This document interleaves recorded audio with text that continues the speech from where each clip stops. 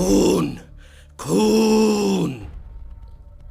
মুহূর্তে আমরা সজাগ হয়ে বসলুম। সকলে একসঙ্গে কালা পাহাড়ের ওপর টর্চ ফেলল। দেখলাম কালা পাহাড় একটা বৃহদাকার কালো পোটলার ওপর প্রাণপ্রণ শক্তিতে ছোড়া চালিয়ে যাচ্ছে।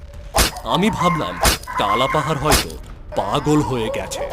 ভয়ে বিস্ময়ে আমরা চমকে গেলাম। বললাম, কালা পাহাড়, ও কালা পাহাড়, কি হচ্ছে? আরে কালা পাহাড়, কি করছিস তুই? হচ্ছেটা কি? কালা পাহাড় আমাদের প্রশ্নের কোনো উত্তর দিল না। আমি অবাক হয়ে তার কার্যকলাপ দেখতে লাগলাম। সে ছোড়া বসিয়েই চলছিল। আমরা পরিষ্কার দেখলাম সমস্ত মেঝেটি রক্তে রঞ্জিত হয়ে গেছে।